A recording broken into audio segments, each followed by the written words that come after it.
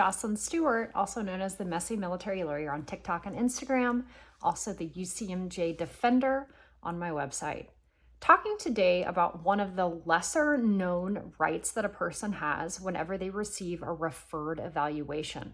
In addition to making sure that you've gone through the steps of making sure that the command actually referred the evaluation to you and gave you the process to be able to provide comments, a separate and distinct request that you can make that should accompany any comments that you make, but also needs to be done by a separate memorandum, is a request for a command investigation into the evaluation itself.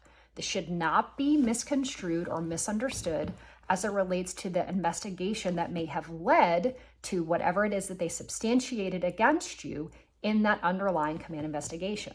This is you asking for your own command investigation as to how it was that this referred evaluation came to be.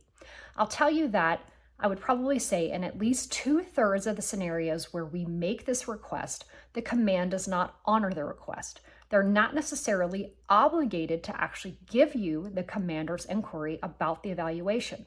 That doesn't mean that you should not ask. Whenever you're facing military administrative processes, the long game eventually is that you may be having to appeal this evaluation, you may be having to seek redress to a board of correction of military records, or in the really long run, you may be trying to seek an upgrade to your discharge. One of the very critical pieces in that, to be able to challenge the presumption of regularity, which is what you're facing in all of those post-service boards, is whether or not you have availed yourself of every possible redress. We call this exhausting your administrative remedies.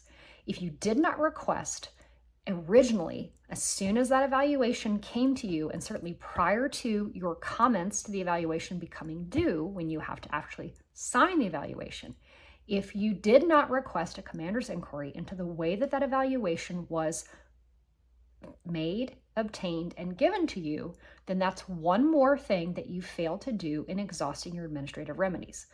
There may be a tactical reason why you may not wish to ask for that evaluation.